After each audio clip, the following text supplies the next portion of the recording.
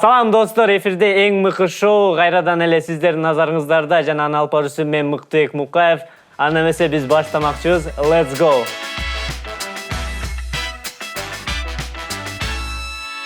Бизде бүгүн конокто Кыргызстандын эң жөнөкөй 100 000 подписчиги жок эле ырчы Курал Чокоев байкебиз. Курал Чокоев. 100 000 подписчик жок бе? Мен кеттим дебейсиңерби? Зато какие 100 000 эмес, но зато какие подписчики. Самый эң агрессивдүү, эң неадекваттуу кыргызчасынан окут мен неадекваттуу. Чакчалекей будуңчаң. Чакчалекей будуңчаң.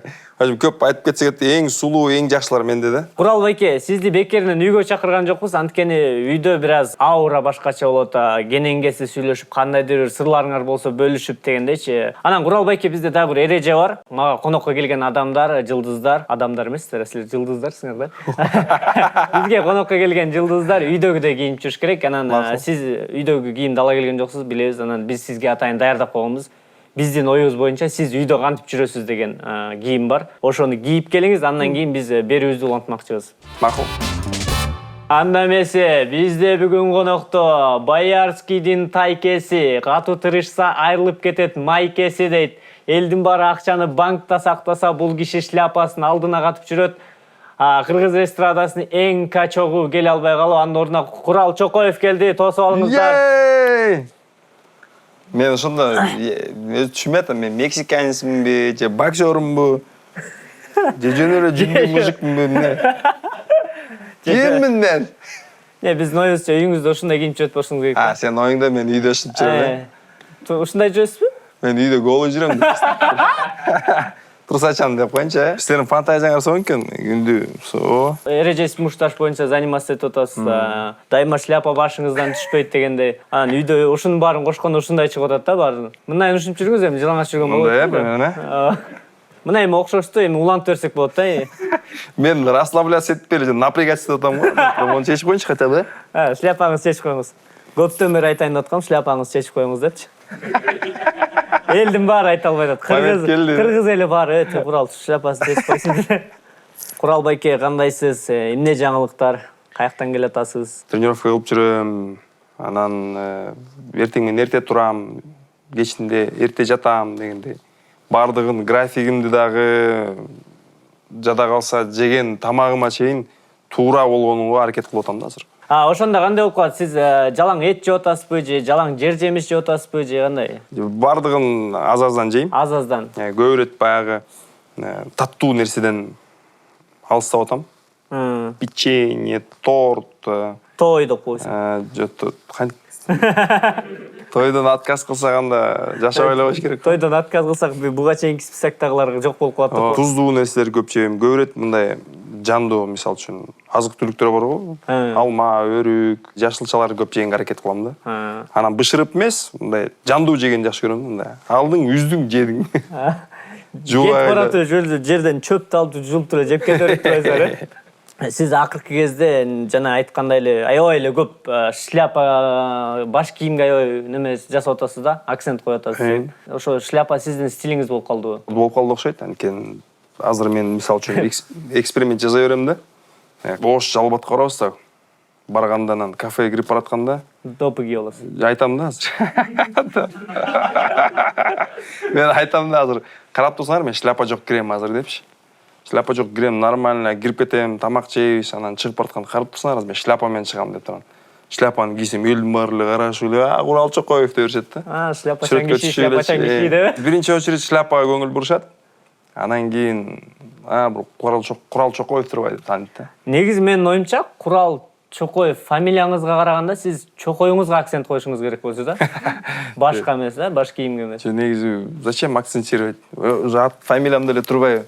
Курал Чокоев өзү эле бир башкача, Бизде негизи мен билбейм, мен ата тегим аябай мындай оригиналдуу адамдарбы. Фантазиясы күчтүү. Мындай ойлонуп келсең, мен атам аты Эшкожо. Өзүмдөн баштайынчы Куралбек. Куралбек. Аябай редко эме. Андан кийинкиси Үкү. Анан барып туруп Чокой. Анан үркүнчү, анан садабай болуп кетти. Ар жагы кичине нормальныраак да, бери жагычы деп. Чокойдон бери кет. Жок, үркүнчүдөн бери кичине сага окшоп тамаша көй болсо керек да аталарымчы. Так көрүп туруп, так, чокой жатат, чокой деп коеюн деп. Бирок сиз деле аябай фантазияңыз күчтүү да, мындай карасакчы, Куралбек. Эмнеге? Ырларыңызда карагыла, мына. Дүрүдүм, кокон гиляс, ачуу айран. Чирик картошка деген ыр жетишпей атат эми. Мен өзүм ырларымды диетический ырлар деп койсом болот да. Айрандын ремикси ошондо чалап болуп калабы? Жок, чалап эмес. Курут. Ряженка болуп калат. Ильяс байке өкүңөр ырдайсыздар ошо. Ильяс экөөбүз ырдайбыз да. Анан кийин Ильяс менден биринчи келип ырдап койгон болсочу тойго. Ятта деп. Единственный хит. Не кылам деп турган. Кайра эле ачуу айран дейсиң да. Жаңы ырдап десе, айрана много не бывает деп каласың. Типа диетический да. Негизи ыр кимге таандык? Ыр негизи бизге таандык эмес. Бул Мукам Рыскулбеков деген оңчу байкебизге таандык. Негизи ушу мода болуп кетти да акыркы кезде, көп ырчылар келгенде дайыма сурап атам, эмнеге эски ырларды жаңы ырдап чыгып атасыңар, көбүнчөсү ошого эле акцент коюп атасыңар, а жаңы ыр жазбай атасыңар дегенчи. Бул эмне таланттын жетишпегендиги же кандай эски ырларды күчтүүлүгү? Жок, мен мисалы ырларды эски, анан жаңы деп билбейм да. Ырлар меники анан хиттер деп коет. Жок, ырлар экиге эле бөлүнөт, жаман анан жакшы болупчу. Убакыт өткөнү, эски жакшы эле эч качан эскирбейт да, бул эски ыр деген туура эмес кичине. Андыктан жакшы ыр кийин 100 жылдан кийин деле ал хит болуп, просто ошол убакытка кичине актуалдуулаштырып туруп эле берип чыгарып коюш керек. И всё. Жалкоолуктан да бул, Кичине жалкоолуктан, кичине тажрыйбалык жоктон батыраак ыр чыгарып иш керек. Үчүнчү талант жоктон. Сиздин көпчүлүк ырларыңыз тойлордо аябай элдер бийлешип, орусча айтканда качать этет да, аябайчы. Качать этет. Элдерди көтөрүп берет да, динамикасынчы. Анан могу Кубадан келген жигиттер бар. Кубинцы деп коет, азыр тойлордо аябай популярдуу болуп атат. Ошолор силердин ачуу айран болобу, жана кокон гилязы болобу, кайсы ырларыңарды мисалы кээде көрүп калам ырдап аткан. Ошолор кандай? Силерден уруксат алабы же жөн эле ырдап жүрө береби? Жөн эле ырдап жүрө берет негизичи. Анан айтып атасың ага. Десең айтат, эме ачып өскөн депчи. Кээ бирде ушундай ситуациялар болот, тойго келсең, сенин ырың уруп аткан болот да. Энең турайын десең да, бирок ага чейин Ильяс келип уруп койгон болот. Уже үчүнчүсүң да сен ал жактан. Кайра эле айрана много не бывает. Айрана много не бывает. Ушундай ситуация. Эми ырдай берсин. Алар эч кандай пайыз бербейт силерге же мындай автордук неме төкпөйт. Жок. Жөн эле ырдай беришет. Мүмкүн алар болбогондо сизде заказ көбүрөөк болмок. Алар сиздин ордуңарга ырдап алганда. Мен мисалы үчүн эми ойлойм, мени көбүрөөк тойго ыр үчүн эмес, а вот инсан катары чакырат деп. Шляпа үчүн деп коет. Курал Чокоев үчүн чакырат. Достор, кийинки оюнубуздун аты кармала деп аталат. Биздин оюнубуздун шарты мына алдыбызда турган коробканын ичине кандайдыр жандуу же жансыз заттар салынган болот. Биз ошону Куралбек экөөбүз алмак-салмак колдорубузду салып көрбөйбүз. Колубуз менен кармалап сезип, эмне зат экенин аныктамакчыбыз. I wanna be just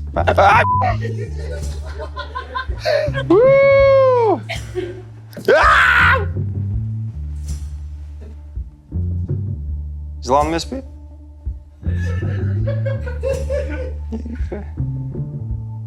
Бул деген оюнчук,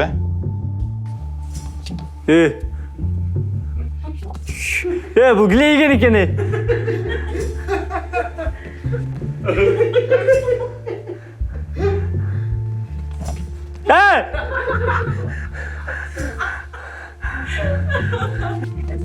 Рахет кылды.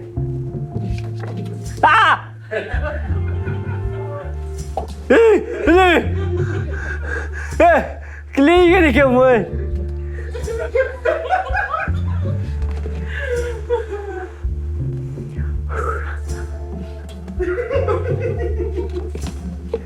Игрушечный оюнчук турбайбы бул жөн эле.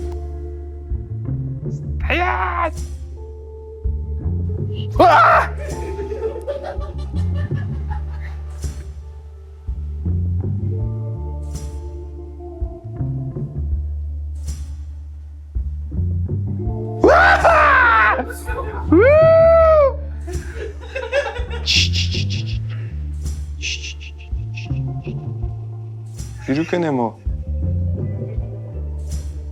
Жүрөгүн урган сезип атам го. Хамак бе?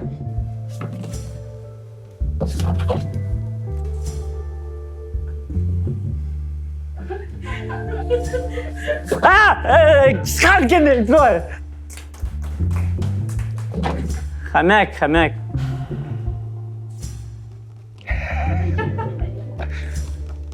Kaç.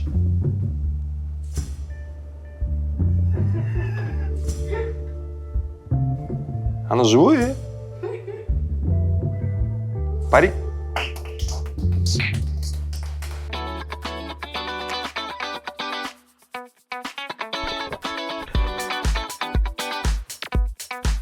Позитив жетишпей жатабы? Сонун жаңылык бар. Let's go! Билектерди таратат. Өзүңдүн билегиңди капкактын алдынан таап ал. Сени 500 велосипед, 1000 скейт жана 2000 шлем күтөт. 5000 топ. Акциянын толук шарты Let's go Check-it KG сайтында. Омар менен болгон конкурстун жыйынтыгын айта кетели. Жеңүүчү болуп биздин Мунарбек Базаркулов деген көрөрманыбыз аталды. Сизди куттуктайбыз. Аябай жүрөккө жакын жакшы сөздөр жазыпсыздар. Жана оригиналдуу болуптур. Сизди куттуктайбыз. Мына Let's Go'дон мол скейтти жана ошондой эле Омардын пайгамбарыбыз саллаллаху алейхи вассаламдын өмүр баяны тууралуу чексиз нур деген китепти тутталдым. 1 жыл мурун Инстаграмда сүрөтүңүздү көргөм. Бир аз толугураак болсуз, аны сүрөт киргизип, буюрса качканы баштадык. Эрежесиз уруш боюнча тренировка кылып атпсыз. Буга эмне себеп болду? Бирөөдөн таяк жеп калдыңызбы же? Ачыгын айта берейинби? Таяк жегем. Эми таяк жегенде да кандай? Чабыша кеткенде биринчи удардан уктап калдым. Жок, урушканбыз, жакшы эле урушуп. Просто ошол учурда аябай бир переломный момент деп коет го жашоодо. Аябай эс алып, караң киргенин билбей калчумун да. Үйгө баратсаң да караңгы болчу, көзүң ачсаң да караңгы да. Дайыма очки таанып жүрсөң караңгы болот. Кайра эле дискотека, ошо эс алып жыргап жүрүп, анан бир күнү урушуп, көзүмгө көрүп, анан эртең менен деген түштөн кийин да. Туруп алып. Эртең менен кайда турба. Күзгүдөн карап, жаман болуп кеткем да. Болбойт мындай дедер, токтот. Барып даярдан ал да это не я депчи. Кой деп барып турган, залга жазылып, публичный вызов деп коём. Типа, мен залга кирдим, бүгүн момдаймын, чего-то добился. Өзгөрөм деп, Өзгөрөм деп. Все добился. Кудайга шүгүр, еще не остановился. Баратам, дагы баягы койгон максатыма жете элекмин, бирок жолдомун деген. Шоу-бизнесте катышып жүргөнүнө караганда, мындай мен байкашымча Инстаграмда бир шоу-бизнесте 3-4 тайпа бар да, өзүнчөчү. Мындайча айтканда 3-4 класс. Биринчиси бул бизнес класс менин оюмча, жана өзүнчө эле аля биз элита. Аля аксөктөрбү? Аксөктөр. Экинчиси бул түштүк тараптан келген ырчылар, булар өзүнчө бир талпа болуп жүрүшөт, тайпа болупчу. Үчүнчү тайпа. Аларга ат коюп койсуң анда. Тилер аля аксөк экен. Алар мен мындай ат койгом да. Жанагы аксөктөр, алар бизнес. Булар аля аксөк болсо, тилер өлө аксөктөр. Бул силердин өзүнчө бир тайпаңар бар, бул карапайым калк деп койсок турат го деп. Бизде өлө адам да бар, аля адам да бар, карапайымдан да бар. Барды аралаш да. Шоу-бизнесте жүргөндөрдүн көбүрөөгү мисалы көбүнчөсү мындай орусча айтканда показуха деп коет да, мындай элдин көзүнө көрүнүш үчүн көбү достошот да. Бул силердин араңызда достугуңар кандай мындай? Силер деле мындай элдин көзүнчө эле шерин ойноп атасыңарбы же? Көбүрөөк досторум арасында. Мурунтан эле бардыгы там Кайрат Эмбердиев болуп кеткенге чейинки досум, мисалы Кайрат менен. Хаке болчу жөн эле. Хаке болчу. Ильяс Андаш менен деле мурунтан эле таанышпыз, доспуз. Арасында анча-мынча машина менен иштеген досторубуз бар. Алар менен машина алыш үчүн достоштугубуз окуп. Жок, бардыгы мындай настоящий эле достук окшойт деп ойлойм да. Силердин араңардагы достук бул атактуулук келгенге чейинки достук. Ошол кийин атактуулук болгондон кийин барыңар ошондон ары дагы эле достошуп атасыздар. Туура. Көптөн бери жаңы ырларыңыз чыга элек. Акыркы ырларыңызды мен уккан, бул Кокон Гиляз уккам. Кокон Гиляз деген бул эмне? Мен биринчи жолу угатам да бул сөз. Бул деген алча да. Алча. Алча эмес, черешня. Орусча айтканда бир нерсе каллированный черешня деп коет. Чоң болот да мындай. Кокон хандыгында чыкса керек, ошондон бери кокон гиляс деп калса керек. Негизи гиляс да. Гиляс. Кокон гиляс деген бул ошо гилястын сорту. Жаңгырлар качан чыгат ошо? Жаңгырлар чыкты, сен просто байкабай атсаң керек. Кайсы ырыңыз? Кокон гилястан көк бөрү деген ырым чыкты. Көк бөрүн клигин көргөм, жакшы болуптур. Назамбачы деген ырым чыккан, Каралта кайынды деген ырым чыкты. Тиги нормальный ырлардын аттары бар. Жөн эле мындай энекем ай, атакем ай дегендер бар го. Чемал нормальныйлар жаза берсин, мен нормальныймын. Жаш кездин күндөрү деген чыкты. Оштук досум үйлөнүп тоюна бардым деген ыр чыкты. Карак айтса болбойт беле? Жөрдүн аты эмне кылайын, бирок эмес, элде оштук досум үйлөнүп деп кылат болуш керек да. Бир куплет болсо аткарып берип коебузбы ошондон? Жанагы оштук досумда. Ойлонуп сурап атасыңбы? Башка адардан алдар эле. То есть наличными будешь оплачивать дегенде.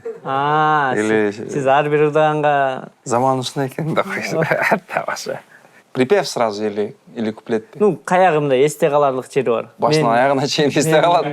Негизи мен ырлардын башынан аягына чейин до конца, акыркы таңбасына чейин сонуна да койсор. Мындай уху деп бүткөнгө чейин.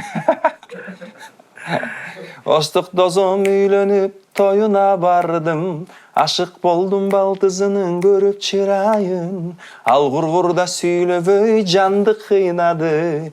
Эмне кылайын, кантип чыдайын, канча чыдайын. Достор, көрүп койгула, эгер такыр башкача ырларды уккуңар келсе, башкача аты бар клиптерди көрүңөр келсе, Курал Эгер силер Чокоев. оштук болсоңор дагы деп кошпой да. Эгер силер Ош чергесинин тургуну болсоңуздар, ошо Курал Чокоевдин клиптерин көрүп койгула. Оштук деген менимче туура эмес го дейм. Эмнеге туура эмес? Оштун тургуну. Оштук деген мындай бир аз обидныйраак болот. Сени көлдүн тургуну десе кандай болот? Көбүнчө көпчүлүк досторум айтам, оштук десең, айтышат да, биз оштук эмес, биз оштон болобуз депчи. Кантпегим оштук эмес. Оштон болгондорду оштук деш керек, туурабы? Ооба да. Сиз оштонсуз. Жок, мен оштон эмесмин. Эмне экөөбүз чечип атабыз, оштуктар кандай болуш керек? Сен өзүң көтөрүп атпайсың сен. Мен мисалы үчүн Ошко барам, тойдордо бар толпа билет. Оштуктар барбы десең, дешет, нормально. Значит, нормально. Просто бул баягы мурун оштуктар массаға көчүп келгенде оштуктардын жүрөгүнө алып калса керек да. Чүйдөгү жашаган оштуктар жаман кабыл алышы мүмкүн, бирок Оштогу оштуктар оштук десең, нормально кабыл алат. Негизи Ош жергеси менде эле көп болом. Ош жергеси аябай меймандос калып келет, аябай кең пейил адамдар ал жерде. Кандайдыр стереотиптерге карап, оштуктар мындай тигиндей деген туура эмес да негизи. Туура. Ошо. Туура эмес, туура. Тураны туура деш керек, тура эмес, туура деген туура эмес деп туурабы? Туура. Тураны туура деш керек. Ушундай жазбайсызбы? Туура эмес деш керек. Жакшы дем экен, Кашык. Эшек. Кашык. Ачки. Кашык. Аттиш. Кашык. Ачыч. Өзүң ачыч. Кашык. Арык. Та. Кашык. Тапкан жок, кийинки сен. Сулуулук. Жүгөрү.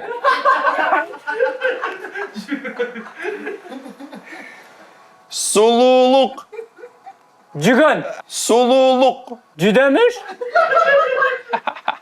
Сулуулук. Сулуулук. Кана? Сулуулук. Жакшы. Телефон. Телефон. Таймер. Тармалчач. Таймер. Тамыр. Таймер. Жанмык. Таймер. Дагы жолу. Таптың да койсуп. Таймер. Таймерден. Таймер. Таймык. Не ал таймык деген? Давай кийинки сен.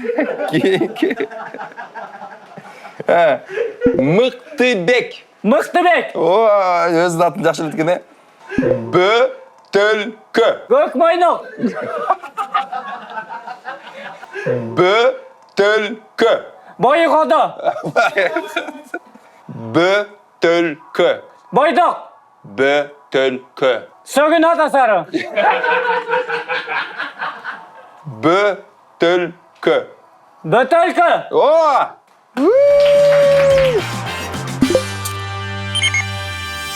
3 эмчек. 3 эмчек. Торпок. Торпок. Трактор. Оозуңду жакшылап кыймылатпайсыңбы? Чалдавар. Красавчик. Рахмат. Чалдавар. Чалдавар. Быжы. Мыкы. Быжы. Мылтык. Быжы. Быжы. Мышык. Быжы. Былчык. Быжы. Быжы. О. Калемпир. Калемпир. Курал. Улак. Курал. Уланны. Курал. Уйлар. Курал. Уял. Курал. Кийинки. Бүттү. Курал болуп акыркысы. Туй, өзүм атын таппай алдым. Бул оюнда Курал байке мыкты болуп чыкты. Просто сен оозуң сонун экен да. Бир максатыңыз бар экен, шоу бизнесте мушташы боюнча соревнование өткөрөм депчи. Анан ошол качан болот? Бир нерсени уюштурганга жараша жакшы уюштуруш керек да. Чоң белектерди коюш керек, чоң белек байген чоң коюш керек, уюштуруусу аябай масштабный болуш керек. Мисал абал өтүп атат дейли да. Ким менен ким чабышмак эле. Бираз фантазия кылып көрөлү да. Сиз точно айтпай эле. Кайрат Кыргыз менен Чыпалак Баатыр чыгат деген да. Кайрат Кыргыз чыгып Чыпалак Баатырдын Самый хайповый чачы менен кайрыйт. Кайрат Кыргыз чачы менен урушат, Чыпалак Баатыр кол менен илет да. Дагы Ким чыгышы мүмкүн? Кайрат Премердиев менен ким чыгат? Эч ким чыкпайбы, кичинекей балдар менен согушпайбы. Ошентип коюшу мүмкүн да. Детей не бью депчи.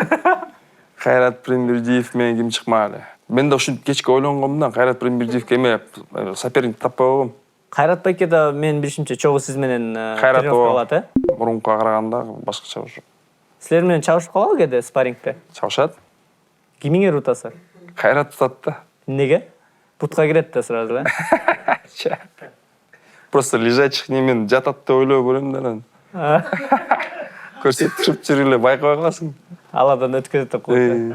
Сиз 31 жашта экенсиз, уже алып кулдун ак боз ат минген 30 жаш болуп өтсүңүз. Анан эмне мынча дагы эле жалгыз жүрөсүз? Сүйлөшкөн кызыңыз барбы азыркы учурда мындай турмуш курайын деген? Жок. Жок, турмуш курайын деген сүйлөшкөн кызым жок. Мындай несерьезный отношенияларбы? Мындай. Да эле жөн эле. Жана, ассаламу алейкум. Кино көрүп басар кеде. Сиз Кыргызстандагы ырчылардын арасынан эң мыктысы, таланты боюнча болобу, иштеген боюнча эң мыктысы деп кимдерди эсептейсиз? Бардыгын эсептейм. Рейтингтерден түшпөгөндөрдүн бардыгы эле ошол эмгекчил, мыктылар да.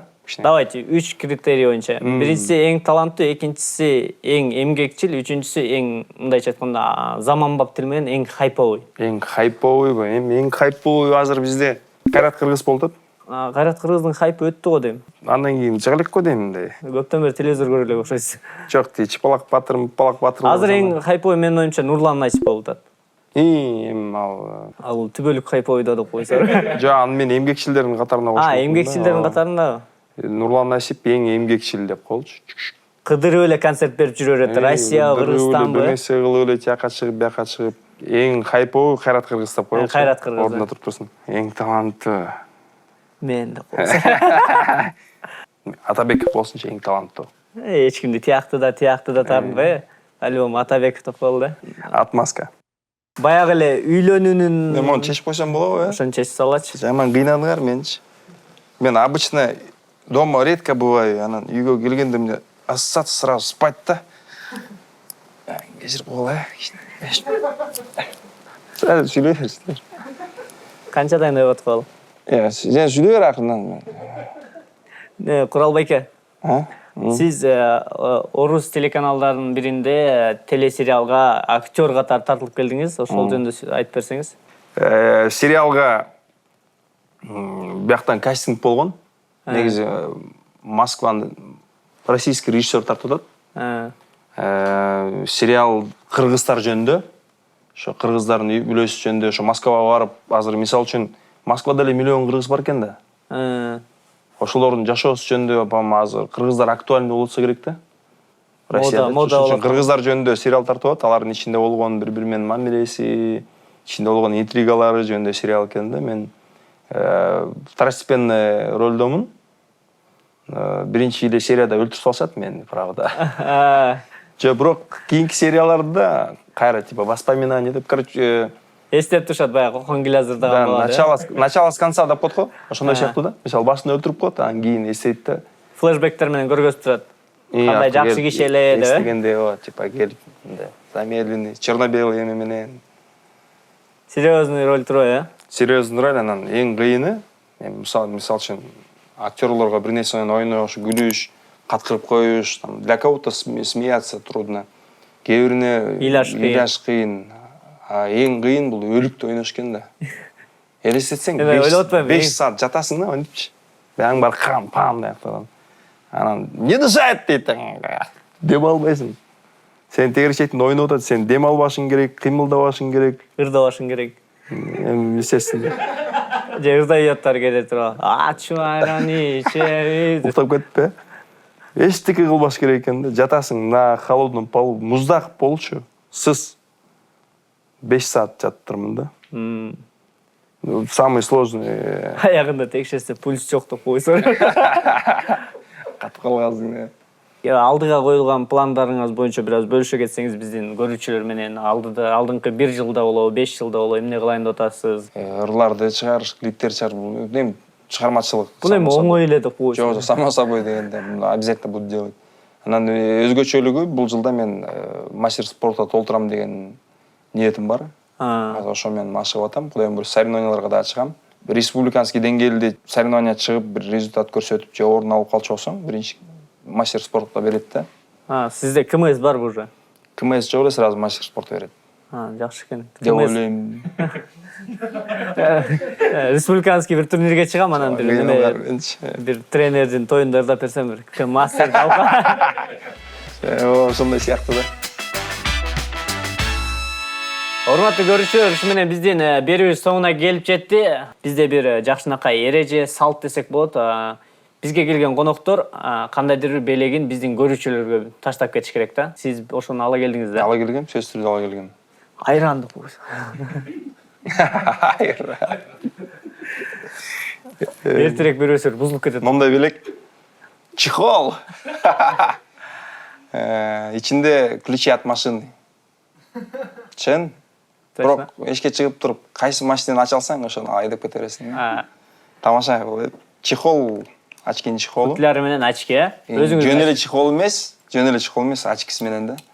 Очки, конечно, мои, жапчаң эмес, мен кийип жүргөн очки да, кичине сызыктары, чийиктери болушу мүмкүн. Анан өңү дагы өзгөчө жашыл. Атайын Курал Чокоевдин өзүнүн очкиси футляры менен берип атат, мындай сындырып албашыңар үчүн.